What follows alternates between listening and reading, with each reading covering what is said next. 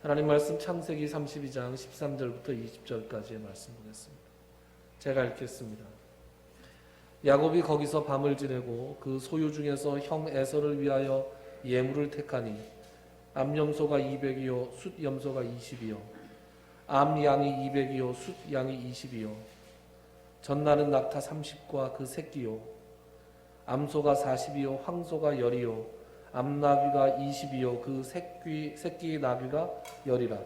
그것을 각각 때로 나누어 종들의 손에 맡기고 그의 종에게 이르되 나보다 앞서 건너가서 각 때로 거리를 두게 하라 하고 그가 또 앞선 자에게 명령하여 이르되 내 형 에서가 너를 만나 묻기를 내가 누구의 사람이며 어디로 가느냐 내 앞의 것은 누구의 것이냐 하거든 대답하기를 주의 종 야곱의 것이요 자기 주 에서에게로 보내는 예물이오며 야곱도 우리 뒤에 있나이다 하라 하고 그 둘째와 셋째와 각 때를 따라가는 자에게 명령하여 이르되 너희도 에서를 만나거든 곧 이같이 그에게 말하고 또 너희는 말하기를 주의 종 야곱이 우리 뒤에 있다 하라 하니 이는 야곱이 말하기를 내가 내 앞에 보내는 예물로 형의 감정을 푼 후에 대면하면 형이 혹시 나를 받아주리라 함이었더라. 아멘. 여러분 밀양이라는 영화 혹시 보셨습니까? 경상남도에 있는 밀양이 아니고 한자가 다르더라고요. 네. 그러니까 일종의 이제 가상의 도시죠. 여자 주인공 아마 이름이 신혜일 겁니다. 신혜. 전도연이라는 유명한 배우가 주인공이었죠. 남편과 사별을 하고 밀양이라는 곳으로 낙향을 해서 밀양이 그 남편이 살고 싶었던 곳이라고 해서 아들 하나를 데리고 어린 아들 하나를 데리고 그 밀양이라는 곳으로 옵니다. 고향도 아니에요. 거기서 이제 피아노 학원을 차리고 아들과 살고 있는데 혼자 사는 여자라고 사람들이 무시할까봐 미장원에서 머리를 하면서 돈이 좀 있는 척 했습니다. 그 돈이 있는 척 했는데 그것을 누가 엿듣고 그 아들을 유괴해요. 그래서 돈을 요구하죠. 근데 결국 그 아이는 그 유괴범, 납치범에 의해서 살해되고 맙니다. 그리고 잡히죠. 알고 보니까 자기 마을에 있던 자기 아이가 다니고 있던 웅변학원 원장이었어요. 남편도 사별하고 하나밖에 없는 아이도 잃고 이 여자가 얼마나 힘들었겠습니까? 그죠? 그런데 그때 신앙을 가지게 됐어요. 교회를 나가면서 이전과는 180도 다른 삶을 살아가게 됐습니다. 하나님의 은혜도 깨닫고 하루하루 언제 그런 슬픔이 있었냐는 듯이 깨끗하게 아주 즐겁고 은혜 충만한 삶을 살았어요. 그러다가 온 교인들이 다 모여서 이제 그 자기도 잊어버리고 있었던 생일을 축하하는 자리가 있었습니다. 그때 이 신혜 씨가 발표를 하죠. 제 생일인지도 몰랐는데 너무 감사합니다. 그러지 않아도 이 자리에 제가 오면서 결심한 것이 있는데 지금 구치소에 있는 자기 아들을 죽인 그 납치범을 찾아가서 자기가 주님의 사랑으로 용서를 하겠노라고 이렇게 얘기를 합니다. 사람들이 깜짝 놀랐죠. 말리는 사람도 있었고 대단하다고 치켜세우는 사람도 있었고 그래서 우려 반 기대 반 이런 심정으로 그 신혜 씨의 마음을 꺾을 수가 없어서 몇몇 교우와 함께 그 구치소를 찾아갑니다. 그래서 이제 민원실에서 그 납치범과 함께 이제 어색한 만남을 가졌습니다. 그때 억지로 이제 꽃을 주면서 신혜 씨가 그 납치범에게 자기가 하나님을 알게 됐다. 그래서 하나님의 사랑으로 당신을 용서하러 왔다. 그러면서 그런데 보기보다 얼굴이 좋으시네요. 그러니까 그 유괴범이 뭐라 그러냐 하면 그러지 않아도 자기도 이곳에서 하나님을 만났다고. 그래서 하나님께 이 죄 많은 자기의 죄를 다 고백하고 하나님께 용서를 받았다. 하나님께서 자기를 용서해 준 걸 확신하고 나니까 자기가 얼마나 마음이 편안한지 모른다. 여러분 어땠겠어요? 신혜 씨가 그 말을 듣고?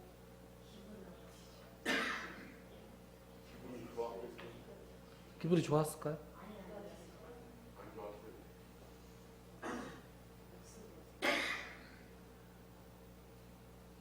자기가 용서하러 하나님의 사랑을 베풀러 갔던 그 자리에서 이 신혜 씨가 시험에 들어요.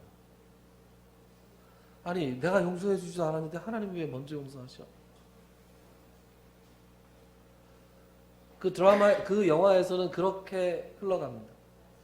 그런데 그 납치범 말이에요. 그것이 성경의 가르침일까요?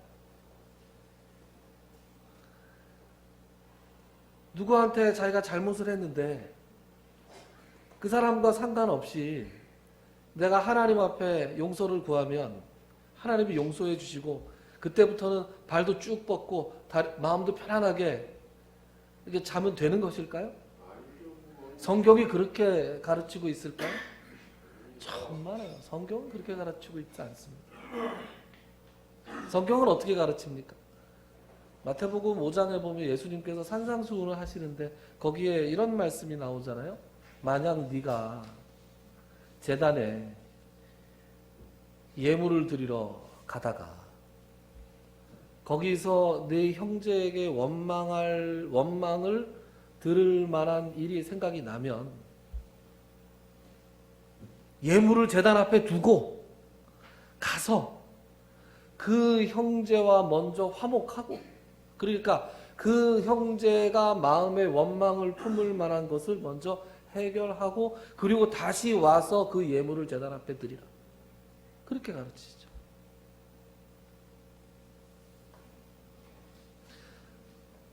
여러분 용서라는 건 말이죠, 쉬운 게 아니에요.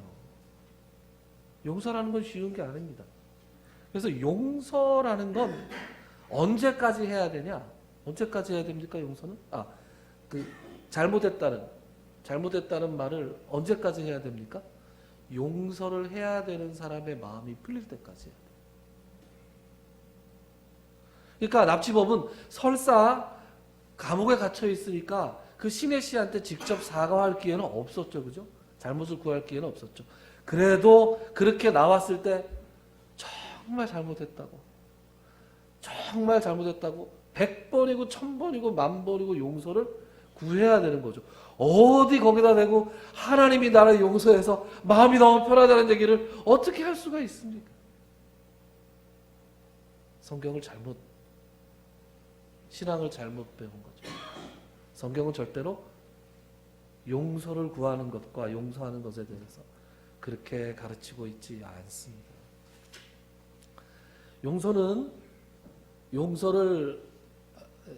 잘못을 구하는 것은 용서를 하는 사람 입장에서 그 마음이 누그러질 때까지 하는 것이 맞아요. 왜냐하면 누군가를 용서하는 것이 결코 쉬운 일이 아니기 때문에 그렇습니다. 제가 왜 이런 얘기를 하느냐? 오늘 본문이 그런 것과 관련된 거예요. 자, 야곱이 에서에게 자기의 사자를 보내잖아요.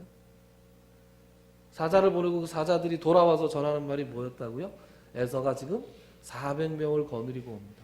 그래서 야곱의 마음이 심히 두렵고 답답했다. 이제 뒤로도 갈 수 없고 앞으로 가면 에서가 있는데 이제 에서가 와서 나를 다 죽일지도 모른다, 우리를. 그래서 간절히 하나님 앞에 기도하죠. 여러분, 하나님 앞에 간절히 기도하고 나서도 어땠어요? 마음이 다리를 쭉 뻗고 잘 수 있었을까요? 그렇게 어려웠을 거예요. 그래서 여기 13절에 뭐라고 지냅니까? 야곱이 거기서 밤을 지내고, 거기서 이제 밤을 지내기로 했는데 잠이 오겠어요? 여러분 잠이 오겠습니까? 잠이 오지 않습니다. 그래서 뭘 합니까? 뭘 하죠? 자기의 소유 중에서 형 에서에게 줄 예물을 택합니다. 그 예물의 규모가 어마어마합니다. 뭐 동물이 쫙 나열되어 있죠? 뭐 몇 마리, 뭐 몇 마리, 뭐 몇 마리 되어 있는데 여러분 이거 다 합치면 몇 마리냐 하면 550마리. 아까 제가 읽을 때 뭐 몇 마리, 뭐 몇 마리 할 때 느낌이 안 오셨죠? 그런데 550마리예요. 550마리는 굉장한 숫자죠. 550마리 플러스 알파입니다. 왜 알파냐 하면 몇 절에 나오냐. 15절에 보면 전나는 낙타 30과 그 새끼요 그랬는데 그 새끼는 숫자가 안 나와요. 그러니까 플러스 알파예요. 엄청나게 많은 가축들을 지금 에서에게 예물로 보내는데 그냥 보내는 게 아니에요. 이걸 세 떼로 나눕니다. 세 떼로 나눠서 한 떼, 그 떼 사이에 거리를 둡니다. 그래서 예물을 세 번 보내는 거예요. 세 번. 한꺼번에 550마리를 보내는 게 아니라 한 번, 두 번, 세 번 이렇게 보냅니다. 그리고 여기 자세히 보시면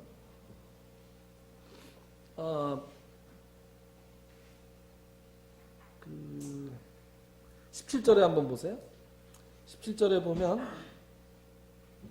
또 그가 또 앞선 자에게 명령해 이르되 내 형 에서가 너를 만나 묻기를 내가 누구의 사람이며 어디로 가느냐 내 앞에 것은 누구의 것이냐. 여러분 목자하고 양이 이렇게 다닐 때 목자가 앞에 갑니까? 양이 앞에 갑니까? 정말요?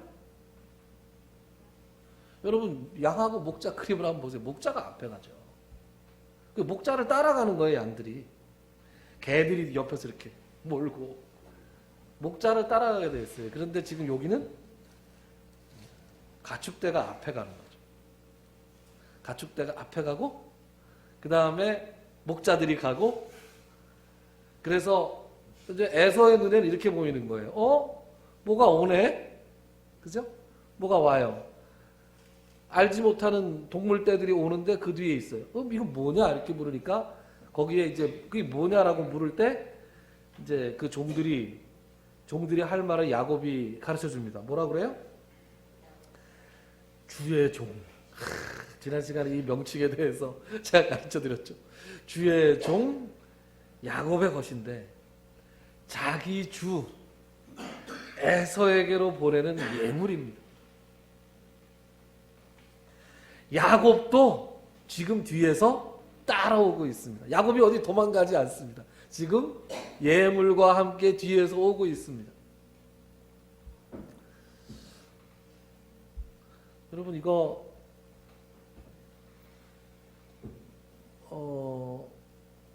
먹힐까요? 안 먹힐까요?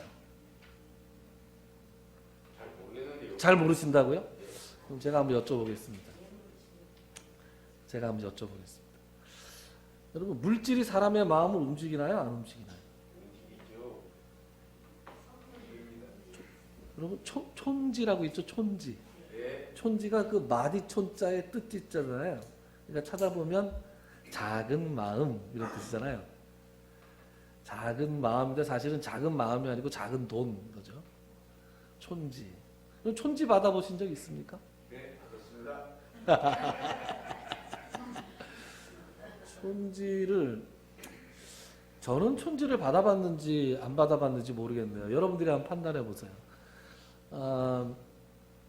부교육자로 있을 때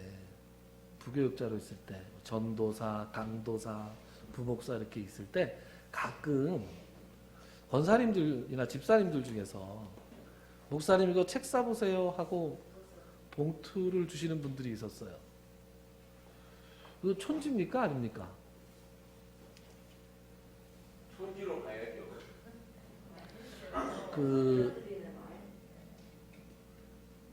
받아야 됩니까? 안 받아야 됩니까? 받으셔야죠.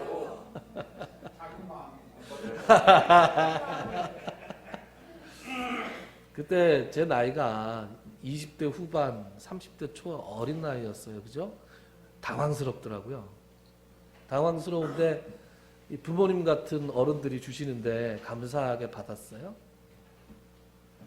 문제는 그 다음이에요.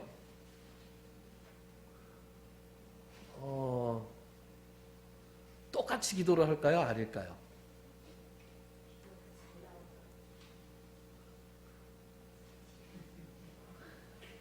기도가 더 잘 나왔는지 안 나왔는지 기억이 안 납니다. 아니, 진짜로 기억이 안 나요. 그런데 그 담임 선생님한테 찾아갈 때 예전에는 촌지를 드렸죠. 요새는 무슨 영란시법인가 뭔가 그런 것 때문에 못하죠. 그런데 이제 그때 촌지를 드렸는데 그것이 작동을 잘 하든가요? 안 하든가요? 안 줘보셨습니까? 반짝해요? 줘보신 거야, 그죠? 촌지의 두께에 따라 학원을 운영하면서도 돈 봉투를 주시는 분은 없는데 명절 때가 되면 선물을 하시는 분들이 있어요. 그러면 좀 달라 보이죠. 달라 보입니다. 그러니까 확실히 물질은 사람의 마음을 반짝 움직이는 경우도 있고 많이 움직이는 경우도 있습니다. 물질이 사람의 마음을 움직이는 경향이 있죠. 그래서 이게 이제 공직에 있는 사람들이 물질을 받게 되면 이제 패가 망신하게 되는 거죠. 큰일 나는 겁니다.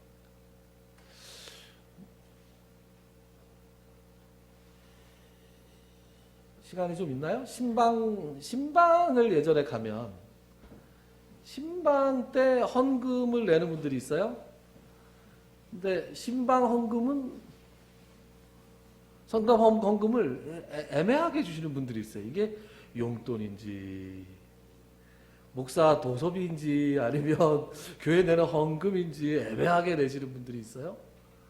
그래서 제가 섬겼던 교회와 또 저 개인적으로는 받지 않는다. 어떻게 주시던 교회 재정으로 넣는다. 이런 원칙을 가지고 있습니다. 앞으로도 마찬가지일 텐데요. 또 그러면 예전에 그렇게 했더니 봉투를 2개 내는 분들도 있었어요. 그러니까 뭐 목사에게 주는 무슨 대가를 받고 대가를 바라고 목사에게 주겠냐마는 그럼에도 불구하고 돈은 사람의 마음을 움직이는 것이기 때문에 개인적으로는 안 하는 것이 좋다고 저는 생각을 합니다. 버릇됩니다. 아주 안 좋습니다. 자, 그래서 야곱 얘기로 돌아오자고요. 1번, 2번, 3번 받았어요. 에서의 마음이 어땠을까요? 에서가 이것에 대해서 말을 하나요, 나중에? 에서가 이것에 대해서 말을 하지 않습니다. 그러니까 어땠을지 모릅니다. 에서가 이것을 받고 어땠을지 모릅니다. 그러나 야곱 편에서 생각해 보면 어떻게 생각하세요? 여러분, 야곱 편에서 이러한 행동을 하는 것이 좋아 보이시는 분도 있고 안 좋아 보이는 분도 있으실 텐데 좋아 보이세요? 안 좋아 보이세요? 이놈이 또 교활한 속임수를, 교활한 인간적인 방법을 쓰는구나 이렇게 생각하십니까? 아니면 뭔가 최선을 다하는 것처럼 보이십니까? 저는 개인적으로 좋아 보였어요. 뭐라도 해야지 라는 생각이 있는 것 같아요. 하나님 앞에 간절히 기도했습니다. 하나님 앞에 해결해 달라고 얘기했습니다. 그런데 에서에게도 뭔가를 해야 되잖아요. 에서한테 자신의 잘못을 구하고 용서를 구해야 되잖아요. 그 용서를 구하는데 자기 딴에 할 수 있는 최선의 것을 하는 거예요. 저는 이게 좋아 보였어요. 여기서 야곱의 간절함과 야곱의 진정성을 저는 봅니다. 적은 규모가 아닌 예물을 골라서, 여러분 어떤 사람하고 이제 이렇게 자동차로 이렇게 해서 제가 뒤에서 이렇게 툭 박았어요. 그러면 어떻게 해야 됩니까? 공식적인 절차가 있잖아요. 내려서 죄송합니다. 붙어야죠, 그죠? 죄송합니다. 죄송합니다 안 하고 보험 처리하시죠. 이렇게 되면 어떻게 됩니까? 이제 괘씸죄가 걸리죠, 그죠? 괘씸죄가 걸리죠. 그러니까 죄송합니다. 혹시 다치신 데는 없습니까?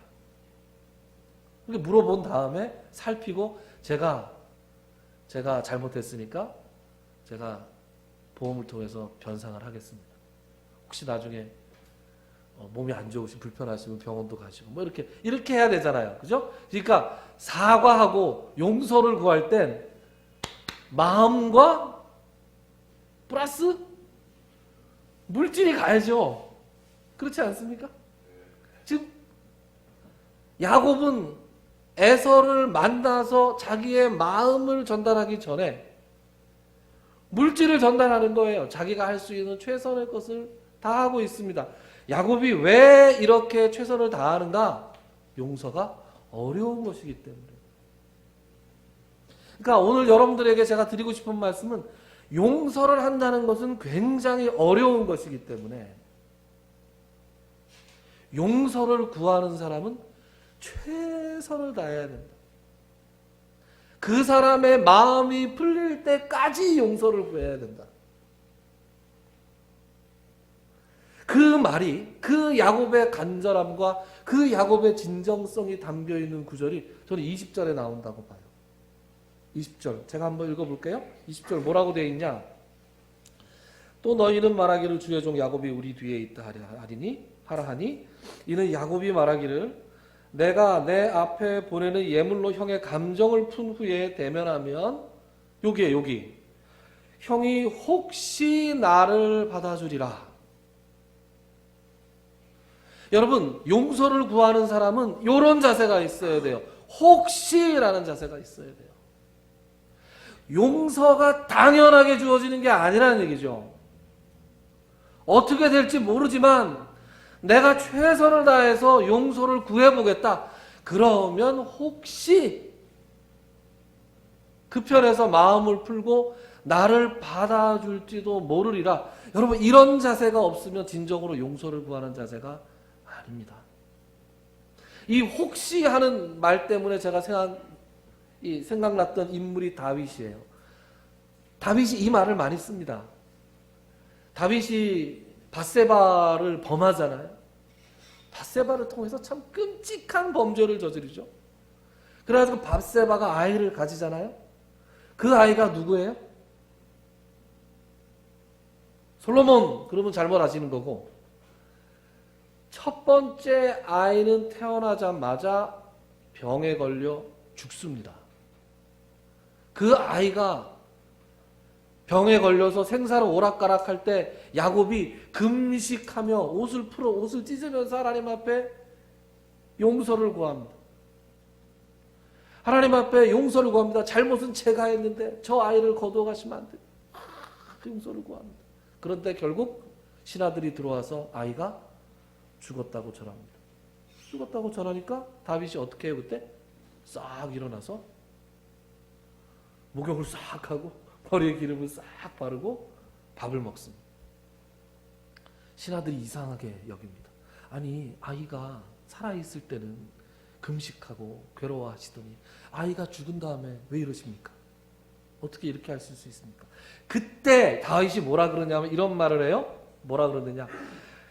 아이가 살았을 때 내가 금식하고 운 것은 혹시 여호와께서 나를 불쌍히 여기사, 이런 말을 해요. 하나님이 혹시 용서해 주실지 모르니까 내가 하나님 앞에 최선을 다해서 용서를 구한 것이다. 근데 이제 하나님의 처분이 내려졌으니 내가 어떻게 더 이상 금식하고 하나님께 구할 수 있냐?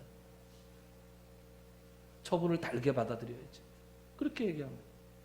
다윗이 나중에 누구예요? 그 아들, 발란한 아들 누구죠?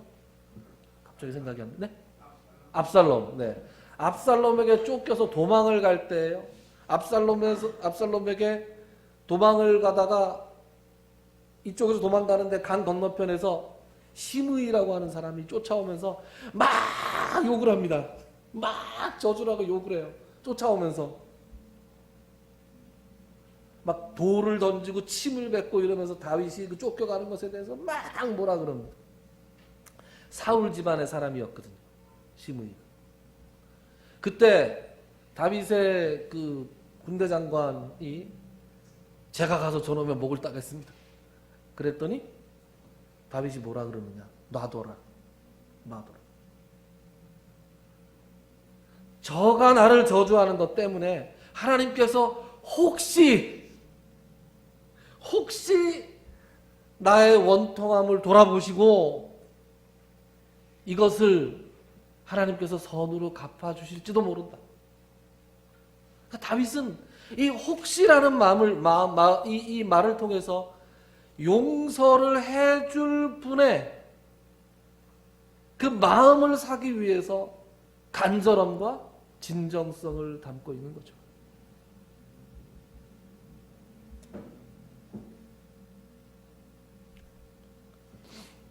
여러분, 독일이라는 나라가 있잖아요. 독일이 이스라엘에게 매년 사과하는 거 아십니까? 총리가 나서서 매년 사과합니다. 사과도 그냥 하는 게 아니라 아주 처절하게 합니다. 독일 사람으로서 우리가 이스라엘에게 행한 일들에 대해서 도무지 부끄러워서 견딜 수가 없다.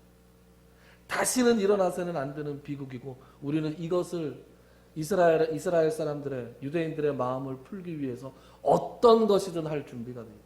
그래서 실제로 이스라엘 안보에 가장 큰 도움을 주고 있는 나라가 독일이에요. 이스라엘 사람들의 마음이 풀어졌을까요? 안 풀어졌습니다. 그래서 그 잘 나가는 독일차 벤 이런 거 있잖아요. 이런 거 있잖아요. 그런 차들이 이스라엘에서 힘을 못 써요. 이스라엘에서 제일 많이 팔리는 차가 어느 나라 차인 줄 아세요? 현대차하고 기아차입니다. 이스라엘 판매율 1위, 2위를 우리나라 차가 하고 있는데 이스라엘 사람들이 한국에 대해서 동병상련 비슷한 걸 느낀다는 거예요. 네.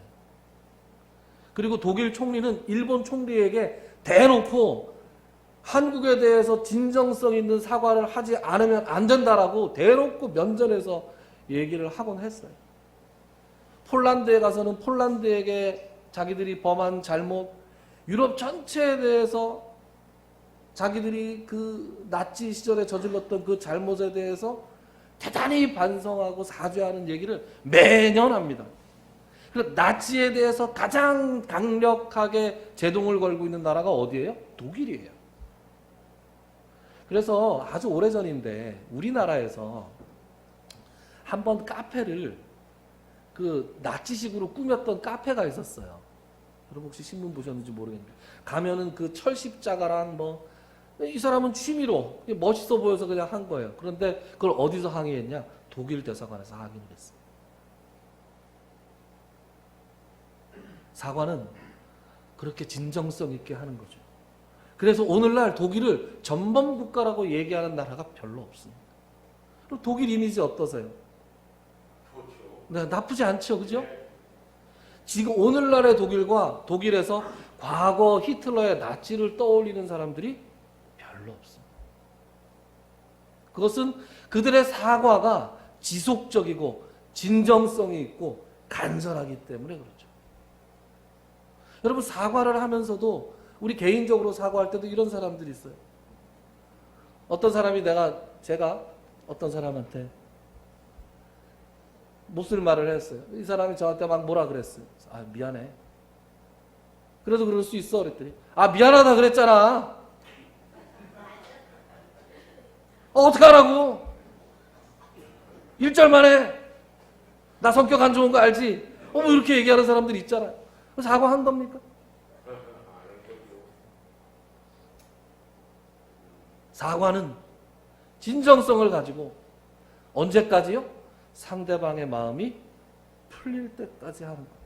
그게 진정성 있는 사과고 성경이 우리에게 가르쳐주고 있는 사과입니다.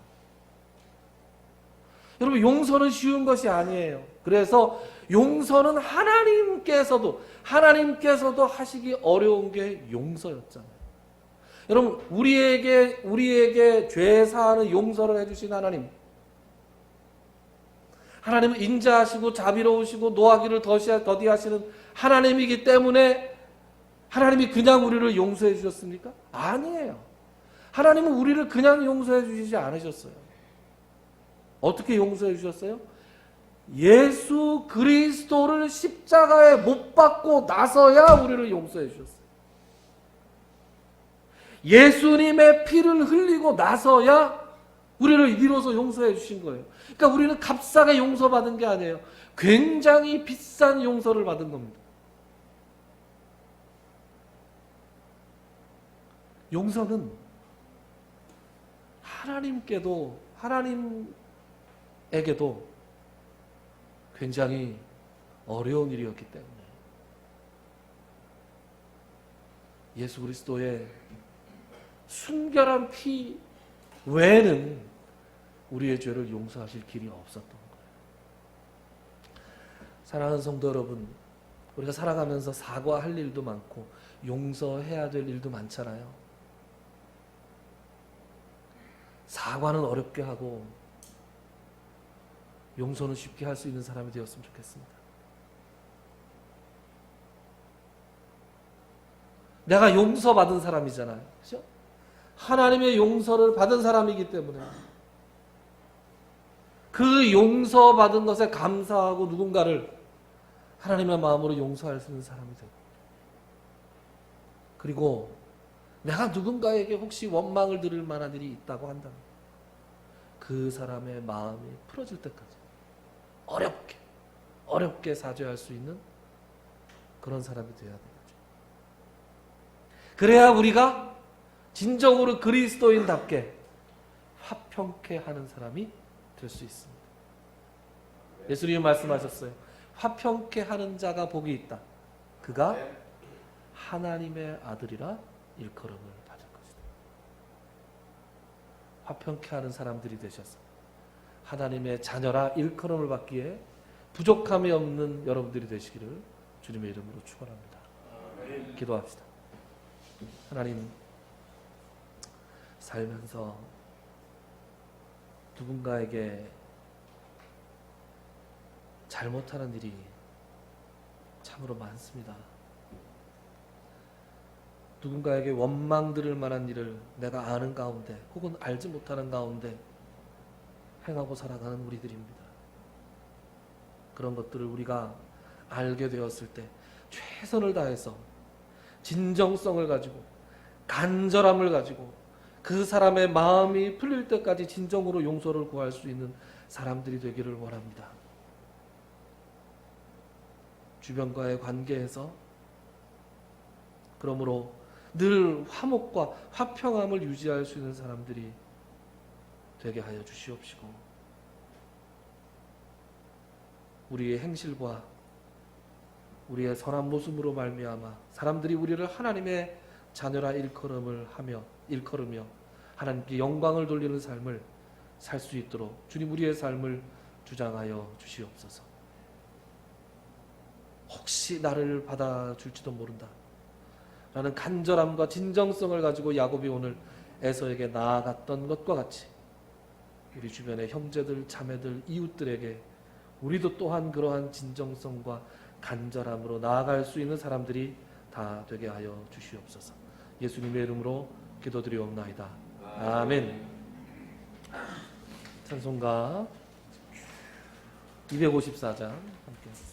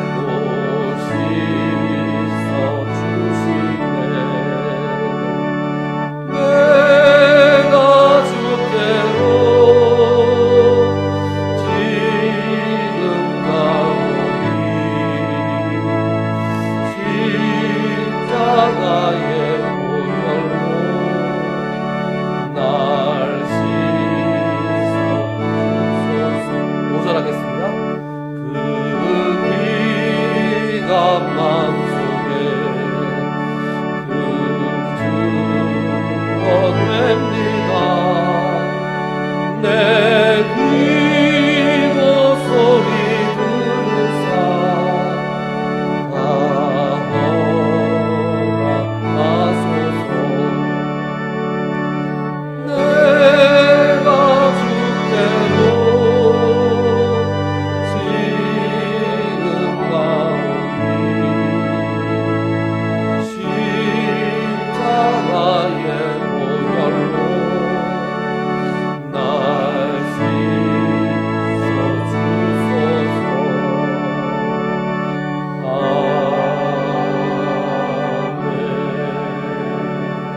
이제는 우리 주 예수 그리스도의 무한하신 은혜와 하나님 아버지의 증하신 사랑하심과 성령님의 감동, 감화, 교통, 치유하시는 역사,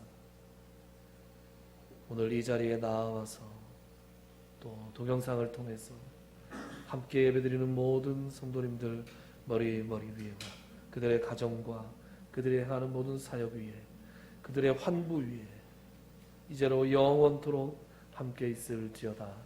아멘.